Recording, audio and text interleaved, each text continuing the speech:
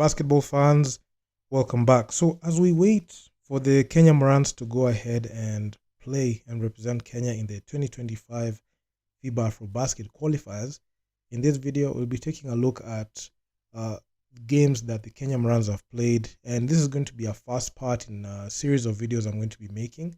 And in this one in particular, we'll be looking at the 2019 Afrochan. So, to get some context on the 2019 Afrochan, so this is the first in a long time. The first time in a long time we saw the team Morans play, and the team was assembled in 2018 and 2019.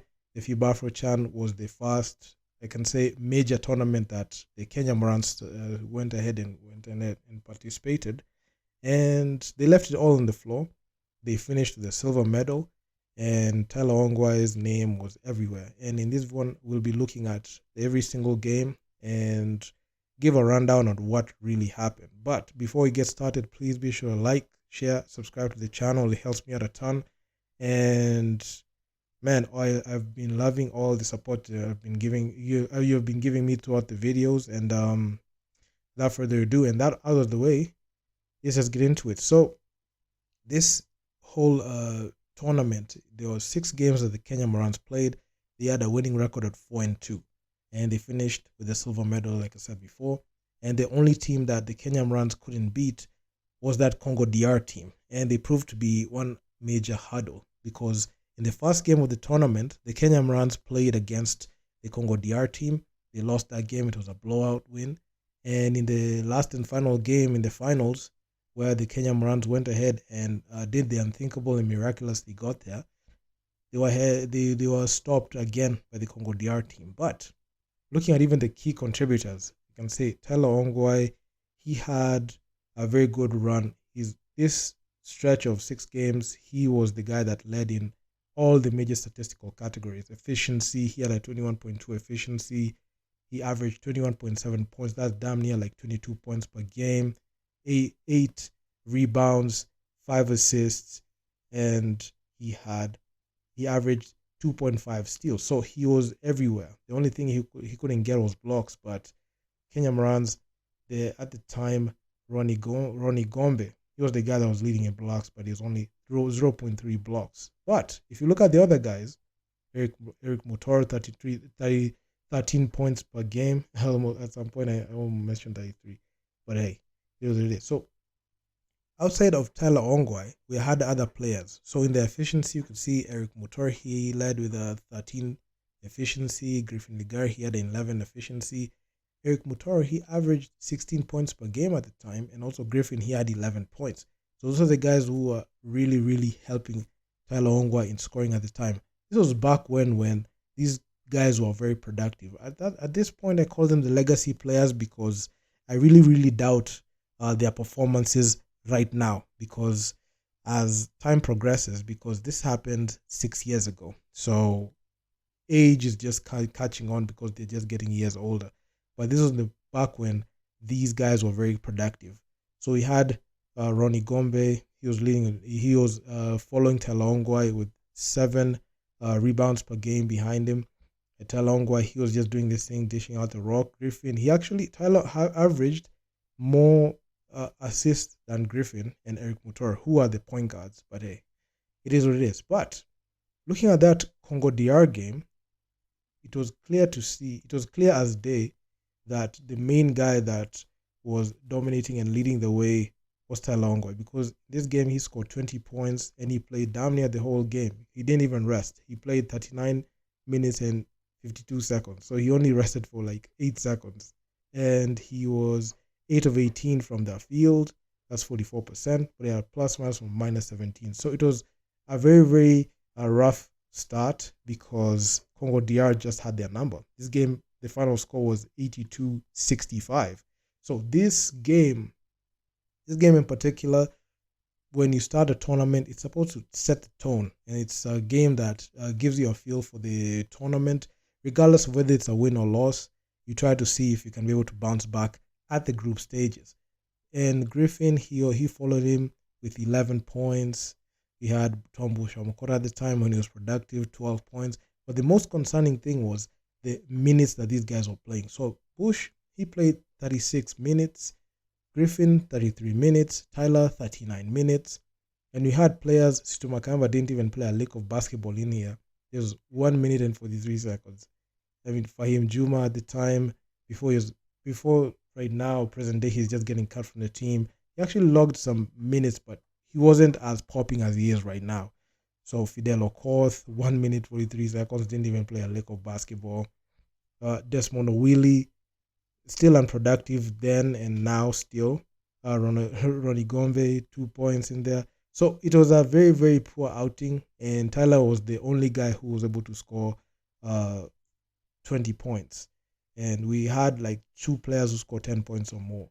But if you look at even the other statistics, the total rebounds, those 36 total rebounds, and the Democratic Republic of Congo, they really out-rebounded and made Tyler Ongwae just look defenseless. And they made the Kenya Morans team look small, because as much as we had Tyler being the guy who's the driving force of the offense, we still struggled, especially when it came to rebounding.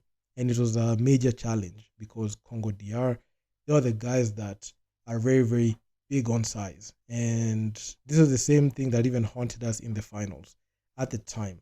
So this game, there were a lot of things that went ahead, because the biggest lead that Congo DR had was 19 points. They had a 10-0 scoring run, and they dominated for majority of the game. I can even say damn near the whole game. And there were only 4 lead changes. And those lead changes only happened at the short minutes of the first quarter. But as the game progressed, the Congo DR team just continued piling on, and the rest was history. So with game 1 down, and Kenya, just, on the ropes in that one, the main thinking was they are supposed to prepare for that next game against Nigeria. And prepare they did, because in this game against Nigeria, they were able to grab their first win and break that spell that was haunting them in that Congo DR game. So that win against Nigeria, it was so important that you can be able to keep them afloat and keep them in the game. So in this game, there were a couple of changes. So Victor Odendo, he was listed as a DNP. Fahim Juma was listed as a DNP. And Stu Makamba also listed as a DNP. So we still had our guys playing heavy minutes. Like Griffin, he played heavy minutes. In 37 minutes, 9 points, and 3 of 5 shooting from the field. So you could clearly see, like, this guy just needs to be... The trends that we're even seeing right now in the national team, he had them even years prior, because he was the person that was heavily relied on. And understand that this team was being coached by Coach Cliff at the time. So there's a high reliance on Griffin and a high reliance on, I don't know why he assumes that he's like very, very important when he's there, but hey, it is what it is. But Eric Mutoro there, 30 minutes played, 12 points. So Coach Cliff at the time made sure that he had Griffin and Mutoro always on the court. For some reason, they are the ones who can understand his plays. But anyway, Talongwa, he dropped a 31-point performance. And the win, Talongwa took the Kenya Morans to the win. And this game ended 81-69. So a lot of changes in this game, because there are 3 players who didn't play. And you can even see the other guys. Fidel Okoth, he didn't play a lick of basketball. Ronnie Gundo, he played for damn near 15 minutes, but wasn't able to do anything. Tom Bush Omokota, inconsistent. Then Okal Koranga, he came out of nowhere with 12 points. So the Nigeria game was just the first game that they won, and they had to make sure to take every single game seriously. And even looking at Nigeria's part, even with the Kenya Morans on rebounds, you can see they were able to grab a total of 41 total rebounds, as opposed to the previous game against Congo DR, which they got out-rebounded brutally. And things are not looking good at all for Kenya, because Kenya bouncing back from 36 rebounds and being out-rebounded by Congo DR, which was actually quite embarrassing. They were able to at least find a way to be able to grab those boards. But the but the most concerning thing with this team was the amount of turnovers. Even despite the win, they had 20 total turnovers and 18 personal fouls. So any good team that was able to capitalize on such turnover numbers and fouls was going to, regardless, just beat the Kenya Morans. So, but the Kenya Morans just got lucky. And another, side note. This is another side note. So the Afrochan tournament is a tournament that is designed to be much more of a developmental tournament to enable the local players be able to get some FIBA experience. So Kenya, they fielded one of their strongest rosters ever. But even with the strongest roster they had, they're not able to quite grab every they're not able to grab everything convincingly. They looked like they were scrapping, but hey, a win is a win at that point. Because if they were not able to win that, who knows? Maybe they will not even have made the finals. But hey, they're able to beat Nigeria, despite being one rebound shy. They're not able to dominate Nigeria like that, but at least they're able to grab that win. And Kenya at this point, they were just sitting pretty at a 1-1, and just looking forward to the next game against Cote d'Ivoire, which happened to be one of the most clutch game that the Kenya Morans had been in a while, because this game ended 85-83. So after coming off a very good win against Nigeria, they had to fight it out of the mud and grab it out of the mud from Cote d'Ivoire. And this game, it was a seesaw affair, because the Kenya Morans won the second quarter and the fourth quarter. If it weren't for the Kenya Morans trying to make the game close, it would have been a very disastrous performance. Because even in the previous game against Nigeria, the Kenya Morans, they were able to make a very good, solid fourth quarter performance behind Tyler Ongwai's 31 points. And in this one, they had to be very clutch. And the guy, again, who led in scoring was Tyler Ongwai with 24. And he had a double-double. He had 24 points and 10 boards. And also Ronnie Gundo's double-double of 18 points and 10 rebounds. And also Eric Mutor, he has his 14 points and 3 rebounds and 3 assists. So you could see those contribution coming from some players who are very inactive. But Okal Karanga, with his inconsistent performance, the man only had 2 points. And Tombo Shwamukota, 8 points. Valbuza, he played 10 minutes, but he was not able to do anything. You just see he was just doing some cardio there. And Victor Odendo, coming from a DNP, he only had 5 points. And the DNP is, again, Situ Makaemba was still on the bench. He was listed as a DNP, Faim Juma DNP, and in this one, Fidel Okoth listed as a DNP. So it was all about just winning the games. So you could see a couple of players were not able to even suit up for the national team like that.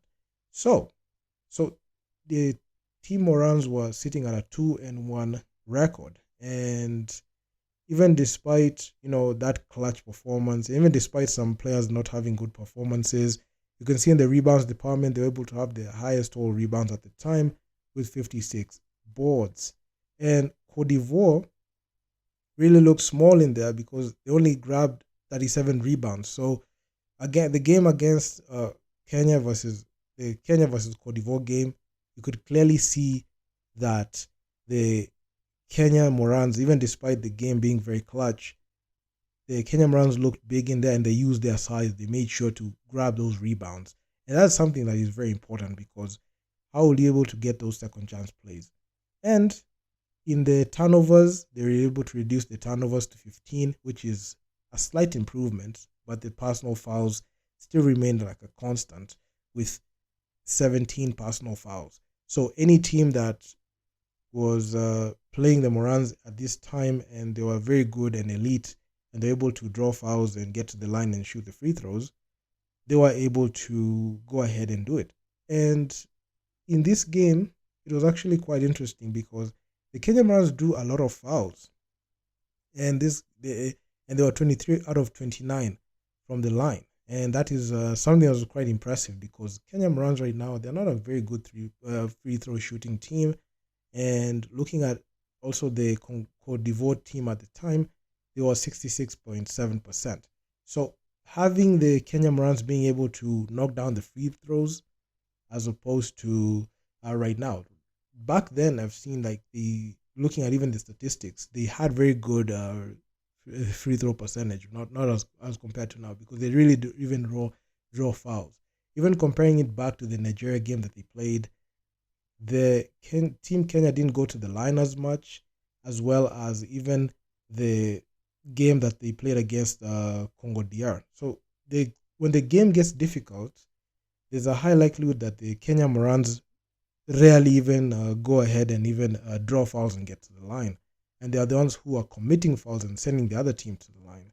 So the game against Cote d'Ivoire marked as a confidence booster to what was going to come ahead. So in the next matchup, when they play against Tunisia, it was all systems go. And the Kenya Morans won this game again, and it was 82 Kenya, 76 Tunisia. And Tunisia, this game went to overtime. And the Kenya Morans, at least they were able to win the third quarter and the overtime quarter because this game would have gone either way.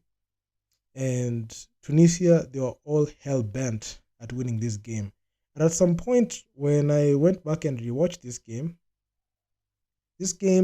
if it weren't for Tunisia's last-minute heroics to send the game to overtime, Kenya would have blew it because at some point Kenya was ahead, but the lead just kept dipping because Tunisia won 3 of the 4 quarters in regulation, and Kenya was just hanging by a thin thread because of how Kenya started the game. They were a bit shaky, but the game was respectable and very close. But in the fourth, that's when the game got tied as Tunisia won the fourth quarter, and the Kenya Morans were able to win that quarter in overtime. But looking at how these guys played, I can say it was actually quite impressive because I have not seen the Kenya Morans be in that situation in recent times. So Sito Makayamba was listed as a DNP and Fidel Okoth listed as a DNP. So Bushra Mukota, he came alive in this game with his 21 points and 14 boards with his double-double. So Tyler Ongwae, I can say, shrinked in this game, and in 30 minutes, he was able to score 14 points or 6 of 16 shooting, 37%. He had 6 boards, 4 assists. He was not that flashy, but the guy that saved the day was Bush and Griffin, because Griffin, he went ahead in 39 minutes, played 22 points, 8 of 18 shooting. That's 45% shooting from the field with 5 rebounds, 1 assist. And he had 2 steals in there. So Tyler didn't have a good game in here, even despite Kenya Morans winning in overtime. He was not the go-to guy at the time. And with Kenya's rebounding, which is a very crucial part, which I feel like is very important, the main concerning thing was the fouls and the turnovers. Because in this game, they fouled 22 times. And we had people, fouling too much. The fouling was too much. And there were players who were very notorious at fouling. So we had Griffin, he had 2 fouls, Eric Mutora 2 fouls. Talongwai, even the reason as to why Talongwai was not able to play that much was because of the foul trouble he had. And it was sad because even we had players at the front court, guys who were supposed to be reliable and guys who were supposed to be serviceable at the front court, fouling too much. So we had Desmond Owili, 3 fouls, Ronnie Gundo, 3 fouls, Tombo Shumokota, 3 fouls, and Okalkaranga, 2 fouls. So you can see everyone in the squad was fouling too much.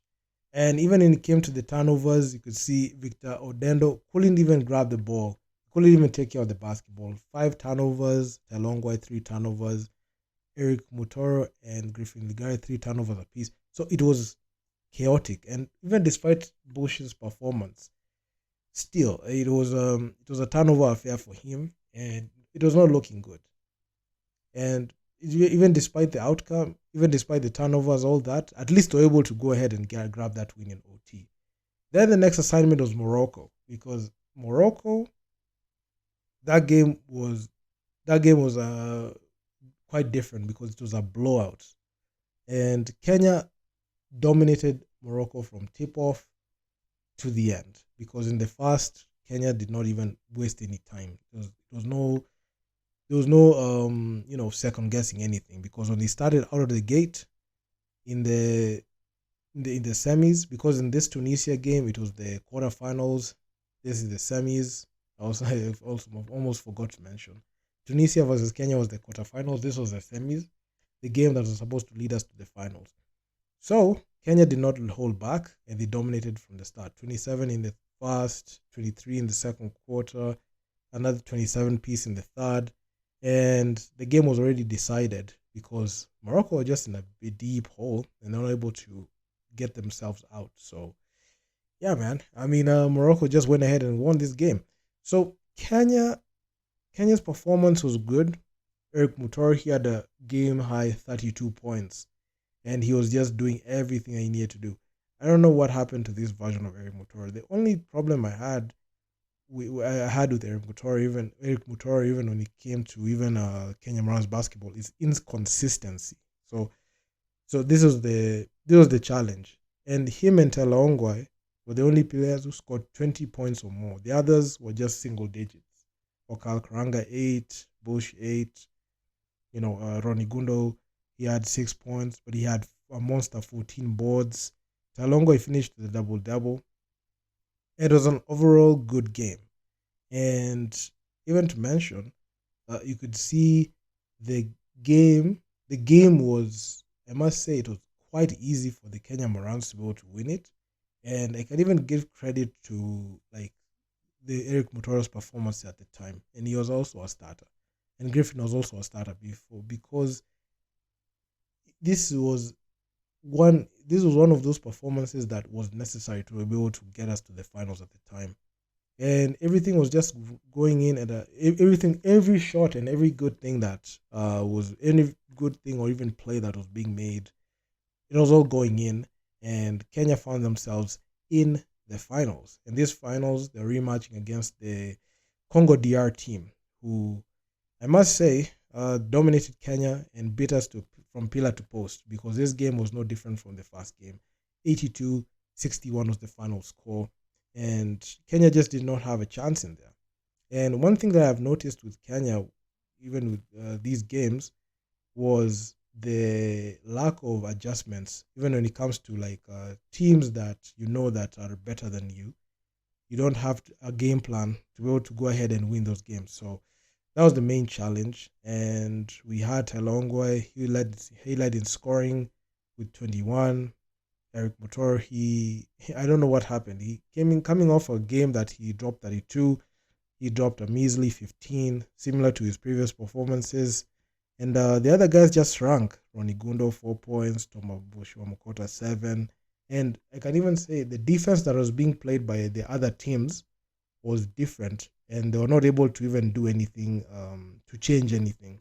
So the biggest concern that I had at the time was the Kenya Morans were the strongest team coming from Kenya, but when it comes to even the game planning, making sure to game plan for even the best teams, that's where they were not able to get it done.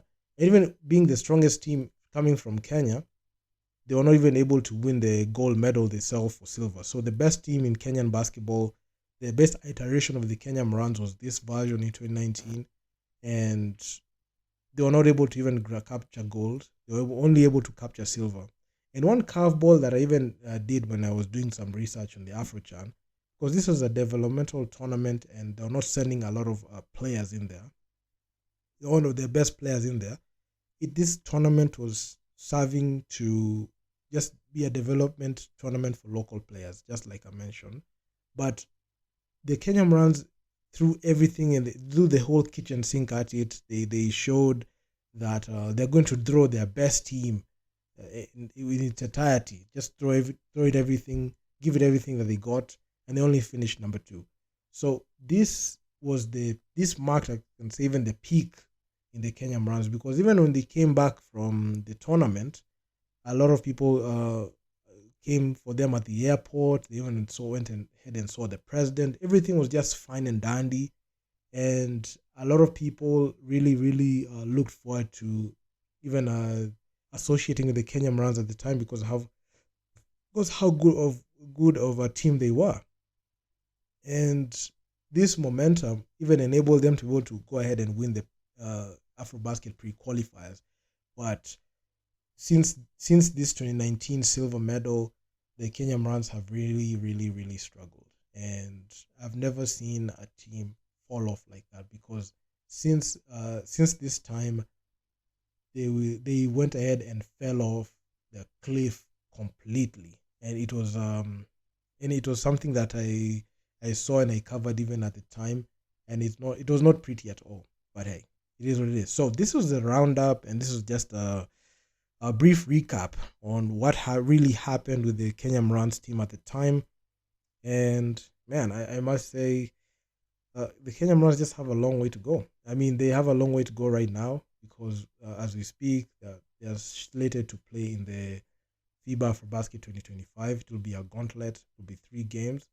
And looking at even the teams that they beat in 2019, they have not been able to beat these teams again. So Kenya has never been able to beat Congo DR ever. And even Nigeria, Cote d'Ivoire, Tunisia, Morocco, these are teams that Kenya beat in the Afrochan. But moving forward to even the other tournaments, the AfroBasket, FIBA World Cup, all these teams are able to get their get back because they fielded much stronger squads. Because even the wins that the Kenya Morans got, not to throw even shade at them, but the wins that they got were against bench players. And the bench players took them over the edge. Because even looking at that game against Cote d'Ivoire, that game was a clutch game, 85-83. That game against Tunisia did not even field their best squad, but that game went to overtime. They were able to beat a short-handed Moroccan team. The Nigerian team was not as good.